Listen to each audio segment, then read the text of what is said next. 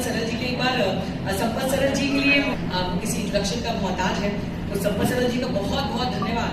देश की जाने माने रंगकार आज हरदा में हम सबके बीच में है, तो सर मैं आपसे निवेदन करूंगी कि आप पत्रकारों के बीच में अपनी बात रखें। बहुत बहुत धन्यवाद संपत सरल जी।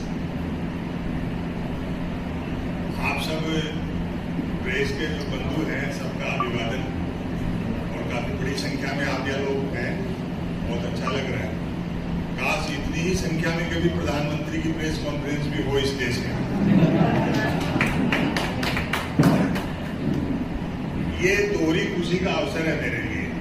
मैं अवनी बंसल जी के आमंत्रण पर भाई मयंक सक्सेना जी के सौजन्य से राहुल गांधी जी के जन्मोत्सव के इस कार्यक्रम में मैं यहाँ उपस्थित हूँ।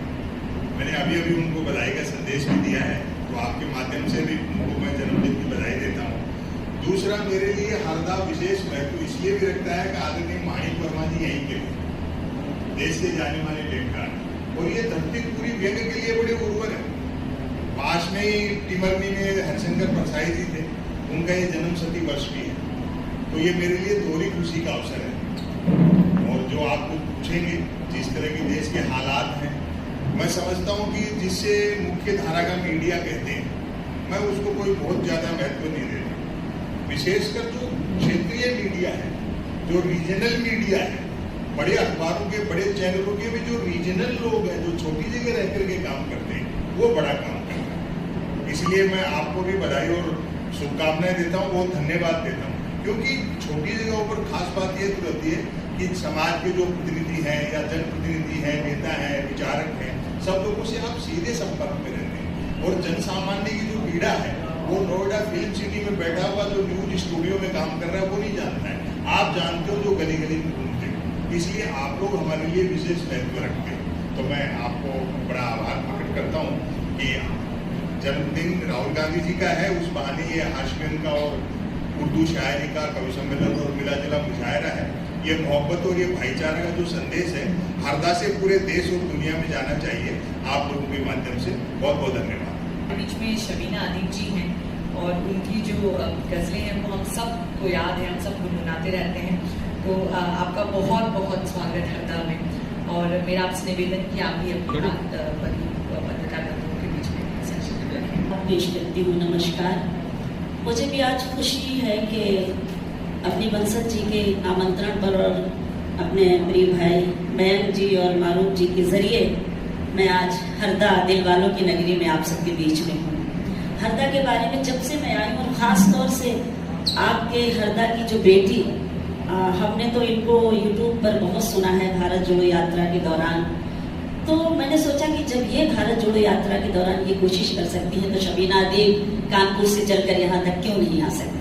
और आज हमारे सब के लिए खुशी का एक मौका है कि हम सब आदरणीय राजीव गांधी जी को भी याद करते हैं। उनके बेटे राहुल गांधी का जन्मदिन है, तो सबसे ज्यादा खुशी इस बात की है कि हम सब मिलकर, और खासतौर से मीडिया के लोग उनका जन्मदिन मना रहे हैं। तो मैं जो चीजें, जो बातें आपको संपत सरल जी ने कही, मैं चाहती हूँ कि मैं पंक्तियों के माध्यम से सबसे पहले मैं वो पंक्तियां पढ़ूं कि रहो तुम सलामत। राहुल जी के लिए आप सबकी तरफ से दुआ है हमारी, रहो तुम सलामत, दुआ है हमारी। हजारों बरस जिंदगी हो तुम्हारी, रहो तुम सलामत, दुआ है हमारी। आप सबसे भी ये निवेदन करना चाहती हूँ, देखिए आज हमारे पास एक बहुत बड़ा जो हथियार है वो है मीडिया, इलेक्ट्रॉनिक मीडिया। तो हम कोशिश ये करें कि जब भी कहीं अच्छी और सच्ची बातें हों, उसको हम लोगों तक जरूर पहुंचाएं, बल्कि उन लोगों का ध्यान ना रखें जो लोग पैसों के लिए कुछ कारोबार करने के लिए, आजकल देखा होगा कि बहुत नुकसान हमें पहुंचाने की कोशिश भी कर रहे हैं। हमारा देश एक खूबसूरत दुल्हन की तरह है, और आपको ये मालूम है कि दुल्हन की अगर एक आंख फोड़ने की कोई कोशिश भी करता है तो उसकी खूबसूरती खत्म होने लगती है। यही इस कार्यक्रम का माध्यम भी है, इसका मिशन भी है। और मैं इस मिशन को लेके मैं चाहती हूँ कि मैंने जो 4 पंक्तियां मैंने अभी कही है कुछ ही देर पहले, क्योंकि मुझे पता नहीं था कि मैं कहाँ जा रही हूँ। ये तो 2-3 दिन के अंदर ये कार्यक्रम सेट हुआ और मैं आप सबके बीच में आई हूँ। देखिएगा ये भारत जोड़ो यात्रा क्या पैगाम देती है, क्या संदेश देती है, क्योंकि हमारे देश की खूबसूरती भी इसी में है कि अगर हमारा पड़ोसी वो किसी भी जात और धर्म का हो, अगर वो पड़ोसी में हमारा भूखा है तो शायद हमारे लिए एक निवाला, एक लुकमा खाना भी हराम है। यही हमारे देश की खूबसूरती है और यही हमारे देश की संस्कृति है। आज हमारे बीच अपनी बंसल साहिबा जो बैठी हुई हैं, उनका भी एक मिशन भी यही है कि आइए हम अपने हरदा की सरजमीन को, हरदा की इस धरती को, हरदा तो वैसे भी बहुत खूबसूरत सरजमीन रही है, बहुत कुछ सीखा है, बहुत कुछ सुना है यहाँ के बारे में। मैंने लोगों से माड़ी वर्मा जी का जिक्र किया, मैंने उनके साथ बहुत कार्यक्रम में मैं उनके साथ में रही हूँ, उनका आशीर्वाद, उनकी सरपरस्ती में मैंने बहुत कार्यक्रम अटेंड किए हैं। लेकिन जब अवनी जी का नाम मैंने सुना तो मुझे लगा कि मुझे ये पंक्तियां जरूर लिखनी चाहिए। एक बार जरा, अगर मीडिया के लोग भी हैं, आप रिकॉर्ड कर रहे हैं, दोनों हाथ आपके बहुत ज्यादा व्यस्त हैं, लेकिन थोड़ा ताली वाली बजाइए क्योंकि आज राहुल भैया का जन्मदिन है, तो ये तालियां वहां तक पहुंचनी चाहिए राहुल भैया तक। सुने, सोए हुए लोगों को झिझोड़ा जाता है, मोहब्बत की दुकान। और आज का जो ये कार्यक्रम है, कवि सम्मेलन और मुशायरा, ये क्या संदेश और क्या पैगाम देता है? अखिल भारतीय मुशायरा और कवि सम्मेलन। सोए हुए लोगों को झिझोड़ा जाता है, नफरत के जादू को तोड़ा जाता है। सोए हुए लोगों को झिझोड़ा जाता है, नफरत के जादू को तोड़ा जाता है। ये है मोहब्बत की दुकान, यहाँ आओ। ये है मोहब्बत की दुकान, यहाँ आओ। यहाँ पे दिल को दिल से जोड़ा जाता है, यहाँ पे दिल को दिल से जोड़ा जाता है। देश की संस्कृति को, देश की खूबसूरती को, देश की भाईचारगी को बचाने के लिए अगर इस मिशन को लेकर अपनी बंसल साहिबा आज हमारे दरमियान है और इस मुहिम को लेकर चली हैं, तो ये हम सबका भी पहला कर्तव्य बनता है कि हम इनके शाना बशाना, इनसे कदम कदम मिलाकर इस मिशन को कामयाब बनाएं और इसी तरह से अपने देश के लिए, अपने सूबे के लिए, अपने हरदा के लिए काम करते रहें और एक पैगाम देने की कोशिश करते रहें। बहुत बहुत शुक्रिया। बहुत बहुत धन्यवाद दीदी, इतने सारे प्यार के लिए। मैं प्यार जो है वो अपने हर रोंगटे में महसूस कर पा रही हूँ। हमारे बीच में मारूफ राय बरेलवी जी हैं, और मारूफ भाई जो है, देश में जितने बड़े मुशायरे होते हैं उनमें से मुझे लगता है कि लगभग आधे से ज़्यादा में मारूफ भाई का नाम आता होगा। और मारूफ भाई जो है वो आज की शाम के संचालक भी रहेंगे। तो मैं ज़्यादा ना बोलते हुए मारूफ भाई से निवेदन करूँगी कि अपनी बात जो है वो पत्रकार बंधुओं के बीच में। बहुत शुक्रिया अवनी जी। देखिए, मंच संचालक जो है वो मशहूर होता है बोलने के लिए, तो मैं बहुत ज़्यादा वक्त नहीं लूँगा क्योंकि मैं चाहता हूँ कि मैन भाई हैं, उनसे भी आप सुने और जो आप सवाल पूछना चाहते हैं उसके लिए भी आपको वक्त मिले। बस मैं एक छोटी सी बात ये अर्ज करना चाहता हूँ कि आज उस शख्सियत का जन्मदिन है, मैं रायगढ़ में, जो उदय प्रताप सिंह हमारे यहाँ के एक बहुत सीनियर पोइट हैं। उनकी 4 पंक्तियाँ हैं कि न तेरा है न मेरा है, ये हिंदुस्तान सबका है। न तेरा है न मेरा है, ये हिंदुस्तान सबका है। नहीं समझी गई ये बात तो नुकसान सबका है। जो इसमें मिल गई नदियां वो दिखलाई नहीं देती, महासागर बनाने में मगर एहसान सबका है। ये जो एक हिंदुस्तान की जो एक आत्मा है, इसको फिर से एक बार जागृत करने का जो एक काम एक ऐसा सियासी लीडर, एक ऐसा सियासी रहनुमा कर रहा है जो आज किसी एक पॉलिटिकल पार्टी के लिए नहीं बल्कि नफरत से पाक दिल रखने वाले हर इंसान के लिए मोहतरम है। आज उसका जन्मदिन है, जिसका ये कहना है कि देखते हैं कौन जीतेगा, मिलेगी किसको हार। देखते हैं कौन जीतेगा, मिलेगी किसको हार। आप कांटे बोइए, फूलों के हम गूंथेंगे हार। और अवनी जी का भी यही मैसेज है, आप कांटे बोइए, फूलों के हम गूंथेंगे हार। आपकी नफरत का कारो हम मोहब्बत की दुकानें खोलकर बांटेंगे प्यार। तो ये मोहब्बत की दुकान है जो मोहतरमा तालीम याफ्ता पढ़ी लिखी नेता मिलना बहुत मुश्किल है आज के ज़माने में, जिस पर सिर्फ हरदा को नहीं बल्कि आज के ज़माने की जितनी बच्चियां हैं हमारी, उनके लिए एक रोल मॉडल की हैसियत रखती हैं अवनी बंसल साहिबा। और उनकी आवाज़ पर लब्बैक न कहना,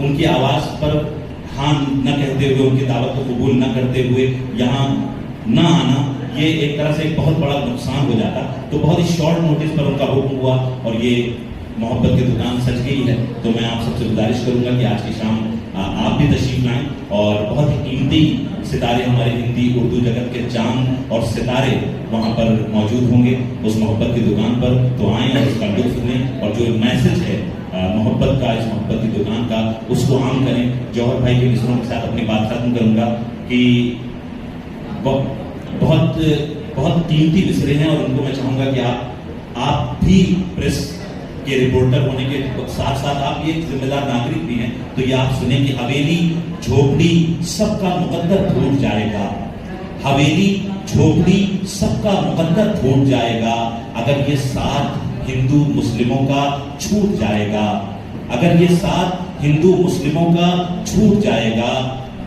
और दुआ कीजिए कि हमने प्यार के रिश्ते रहे कायम, ये रिश्ते टूट जाएंगे तो भारत टूट जाएगा। बहुत शुक्रिया। बहुत मारूफ लाइब्रेरी जी, हमारे बीच में मयंक सक्सेना जी हैं और कल आपने काफ़ी डिटेल में उनसे चर्चा करी, उनसे सवाल करे, पर मयंक भाई से मैं रिक्वेस्ट करूंगी कि आज भी संक्षिप्त में अपनी दो बातें रखें। मोहब्बत की बात हो रही है, कल उसको मुझसे थोड़ा सा खफा हो गए थे, बहुत मोहब्बत से आई लव यू, चलो खफा हो गए थे। मुझे दरअसल जब भी ये सब बात होती है तो देखिए, कल मैं एक बात कहते कहते रह गया था, नफरत जो है वो बाजार है, उसको सजाना आसान है, वहां पे जब ये बाजार लग जाता है क्योंकि उसको बेचना बहुत आसान है, तो सबसे मुश्किल काम होता है दोबारा मोहब्बत बेच पाना या उसको लोगों को दे पाना कि कोई आए उसके। लेकिन यही मध्य प्रदेश के एक कवि, हिंदी के मेरे पसंदीदा सबसे बड़े कवियों में से सर्वेश्वर दयाल सक्सेना जी, हाँ बस्ती के उत्तर प्रदेश, तो वो उनकी कविता है, उनकी सीरीज है कविताओं की, भेड़िया श्रृंखला की कविता है बहुत छोटी सी, और इस लड़ाई का सारा संबल मैं वहां से लेता हूँ। और मेरे ट्विटर हैंडल पे जाएंगे, पिछले 5 साल से वही लगा हुआ। कविता कहती है कि भेड़िया गुर्राता है तो मशाल जलाओ, भेड़िया गुर्राता है तो मशाल जलाओ, तुममें और उसमें यही बुनियादी फर्क है, भेड़िया मशाल नहीं जला। मैं चाहता हूँ कि नवीन कुछ कहे, मुझे केवल कुमार बाराबंकी याद आता है हमेशा, और मैं उनकी तरह गा तो नहीं सकता, तरन्नुम में नहीं पढ़ सकता कुमार की तरह, कोशिश करता हूँ। कुमार बाराबंकी की गजल है और वो अपने अंदाज में कहते हैं कि नहारा है इश्क और न दुनिया थकी है, नहारा है इश्क और न दुनिया थकी है, दिया जल रहा है हवा चल रही है। तो नहारा है इश्क और न दुनिया थकी है, जल्दी दीजिए हवा, दिया हमको जलाए जी। अभी हमारे बीच में हमारे सबसे यंग नौजवान साथी हैं नवीन चौरे जी, और मैं नवीन भाई को कह रही थी कि जब मैंने पहली बार उनकी कविताएं सुनी तो सच मानिए मेरे रोंगटे खड़े हो गए। तो इतनी कम उम्र में, और मैं पूरा मुद्दा नहीं बना रही हूँ, मैं सिर्फ ये कह रही हूँ कि मैं इतनी इम्प्रेस्ड हूँ पर्सनली, और आपका इतना दिल से शुक्रिया कि आपने इतने कम समय में हरदा आने के लिए स्वीकृति भरी। और जब मैंने पहली बार आपको यूट्यूब पे सुना तो मैं नहीं जानती थी कि नवीन चौरे जी जो है वो अपने होशंगाबाद से हैं, तो हरदा भी होशंगाबाद का है और नवीन चौरे जी भी होशंगाबाद के हैं, और अब आप दोनों ही हरदा के भी हैं। तो आपका बहुत बहुत स्वागत, आप प्लीज अपनी बात जरूर करें। बहुत बहुत शुक्रिया अवनी जी, बहुत बहुत शुक्रिया हरदा। हरदा से मेरा बहुत अजीब सा रिश्ता है, मतलब हम होशंगाबाद में रहते थे, मैं मेरी माँ के पेट में था, वो यहाँ से गांव जा रही थी, काया गाँव तुम शायद जानते होंगे, वो रास्ते में हरदा आई और यहाँ आके सरकारी अस्पताल में मुझे जन्म दिया, तो मैं घूम के हरदा में आके पैदा हुआ। एक अजीब सी किस्मत लेकर रखा हुआ है, तो एक अजीब सा है। 1998 में जब हरदा पहली बार जिला बना, जैसे आपने ने कहा होशंगाबाद का से अलग होकर 98 तक मेरे पिताजी के यहीं पे हेड कांस्टेबल की पोस्टिंग थी। कुल हरदा में रहा हूँ मैं करीबन दूसरी तीसरी चौथी पाँचवीं, मेरा जो डेवलपमेंटल लेयर है वो बिल्कुल हरदा की मिट्टी में है। मेरी कांय गाँव की मिट्टी मेरे अंदर बसती है, वहीं खेतों में कपास सा होगा। एक छोटा सा इंट्रो के तौर पर मैं अक्सर सुनाता हूँ, मुझे लगता है कि यहाँ के लोगों में एक जिंदगी है, जिंदा लोग हैं, सिर्फ पैसों के लिए नहीं खाते, थक जाते हैं, अगर भागते नहीं तो फिर मन बदल जाता है कि इसमें सत्व नहीं है। एक बात थी कि मुझे मिट्टी ने बनाया। फिर आप इंस्टाग्राम पे जाएंगे तो एक पोस्ट है काया गाँव, उसके नीचे कैप्शन है मेरी मिट्टी।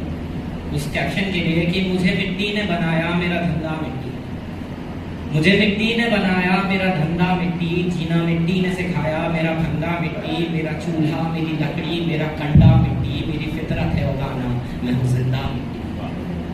तो हरदा में मुझे वो बात लगती है, मुझे एमपी में वो बात लगती है, हमारी मिट्टी में, हमारी नदियों में अभी तक वो जिंदगी बाकी है जो शायद बहुत तेजी से बाकी जगहों से चली जा रही है। और मैं शायद इसीलिए भी घूम फिर के जब भी आया ये रिश्ता नहीं टूट पाया, क्योंकि दुष्यंत कहा करते थे कि जिए तो अपने बगीचे में गुलमोहर के तले, अपने हरदा अपनी मिट्टी के, जिए तो अपने बगीचे में गुलमोहर के तले, मरे तो गैर की गलियों में गुलमोहर के तले। तो बस यही मैं शायद इसलिए आया हूँ। और क्योंकि राहुल गांधी के बर्थडे की बात हो रही थी तो अंदर से बैठे बैठे ख्याल आ रहा है कि अगर राहुल गांधी की बर्थडे पर यह हो सकता है हरदा में, क्योंकि मेरे हिसाब में मेरे आसपास मैंने जितना देखा हरदा होशंगाबाद में इस तरह की मोहब्बती दुकान नहीं लगती है। तो राहुल गांधी के बर्थडे पर ऐसा होता है तो 3-4 बार आए साल में, एक ही बार की। खैर बस आप मैं अंत में 2-3 शेर से अपनी बात खत्म करना चाहूंगा कि मेरी परेशानी क्या है, मैं क्यों कहीं पे भी जाता हूँ या जो भी कर रहा हूँ जिंदगी में वो क्यों कर रहा हूँ, क्या है जो मुझे सताता है या सुनने नहीं देता। कि मैं जो भी सत्ता के नशे, मेरा एक दोस्त है मोहित शर्मा, उसकी कविता की लाइन है कि मुंह में सत्ता की बदबू है, नींबू चाट के आओ जाओ। जिसके पास भी ताकत है उसको अलग नशा, छोटी सी ताकत है और इतना नशा की पता नहीं आज तो मैं पूरी दुनिया में टाके। तो मैं उन सरकारों को उन नशे में उन लोगों से कहना चाहता हूँ, कहता रहता हूँ कि हमारा देश न तेरा न मेरा, हमारा, बात एकदम साफ और सीधी, हमारा देश है, आपकी सरकार है, होगी हमारा देश है।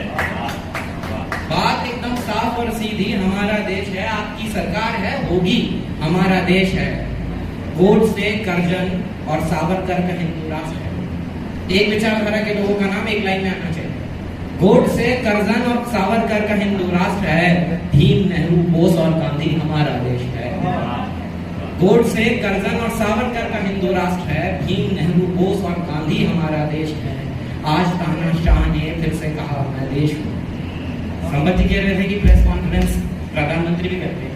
मुझे लगता है कि वो कहाँ करते हैं प्रेस कॉन्फ्रेंस, वो तो ऐलान करते हैं, फरमान जारी करते हैं। अभी फरमान आया है वहां से कि हट जाऊं मैं अपने दरमियान से, ये जॉन कहते थे। गोड से करजन और सावरकर का हिंदू राष्ट्र है, भीम, नेहरू, बोस और गांधी हमारा देश है। आज तानाशाह ने फिर से कहा मैं देश हूँ। और मैं अपनी के साथ बैठकर उनके बिल्कुल बाजू में खड़े होकर बात कहना चाहता हूँ कि आज तानाशाह ने फिर से कहा मैं देश हूँ। आज फिर बोली नहीं पीढ़ी हमारा देश। बहुत शुक्रिया।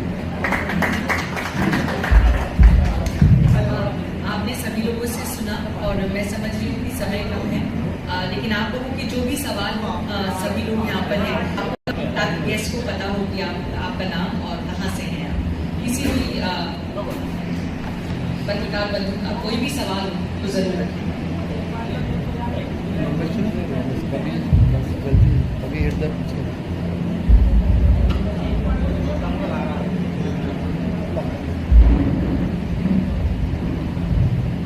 एक शब्द है डेमोक्रेसी, दूसरा शब्द है फ्री थॉट, फ्री थिंकिंग। तो कवि जो है या कोई भी कलाकार, वो सबसे पहला जीव होता है दुनिया में जो फ्री थॉट होता है, आजाद सोचता है। तो ऐसे में ये अपेक्षा ही जो की जानी चाहिए कि एक कवि का विचार दूसरे कवि के विचार से मिलता होगा, या एक कवि दूसरा कवि, वो दोनों किसी सिमेट्री में खड़े होंगे।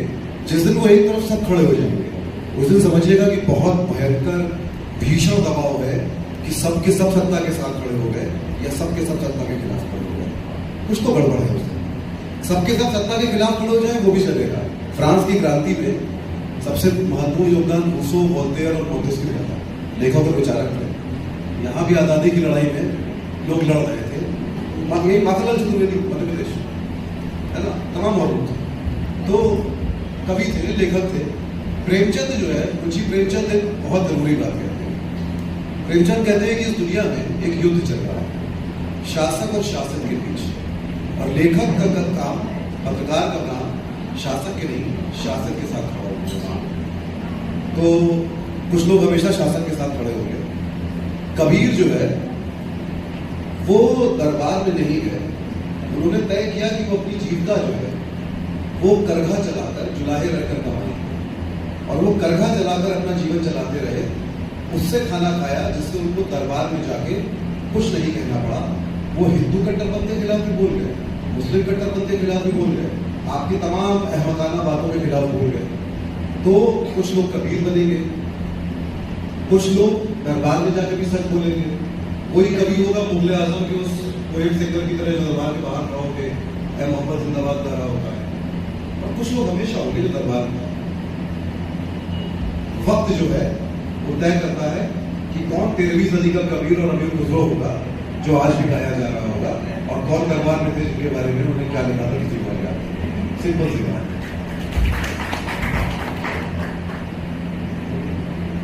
और कोई सवाल किसी के?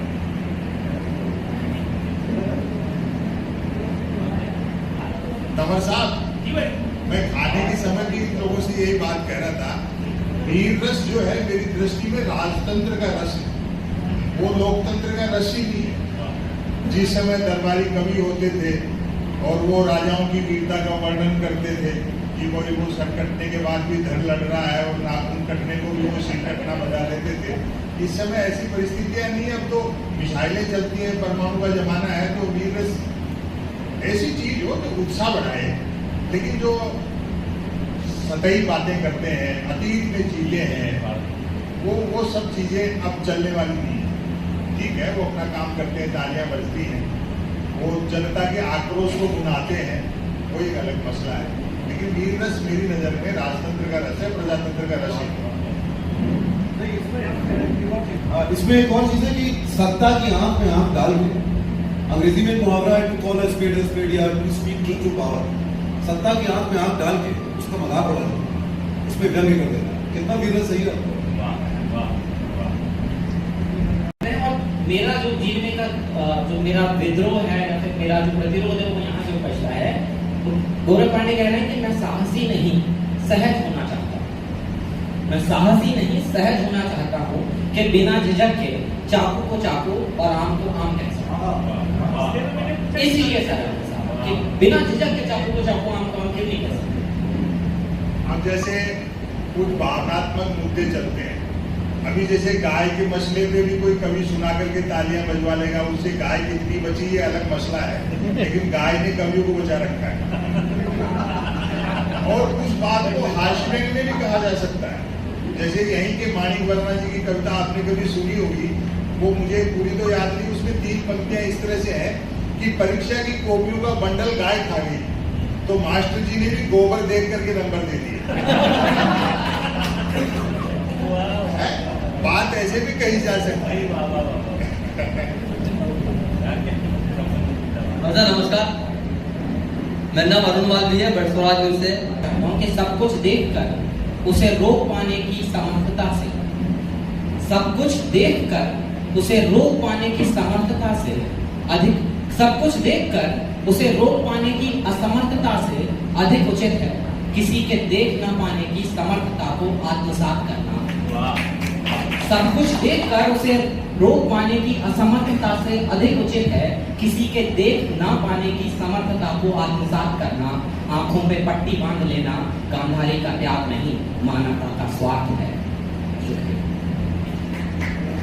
मैं इसमें आपके परमिशन से छोटी सी बात जोड़ना चाहती हूँ। देखिए, जो कांग्रेस विचारधारा के हैं, आपने गांधी का नाम लिया, बोस का नाम लिया, अम्बेडकर का नाम लिया, एक कॉमन मैसेज तो निकल कर आता है कि जो मोहब्बत की सोच है अरुण भाई, उसमें कभी किसी व्यक्ति से द्वेष नहीं है। जो मोहब्बत की सोच है उसमें किसी व्यक्ति से कभी द्वेष नहीं है।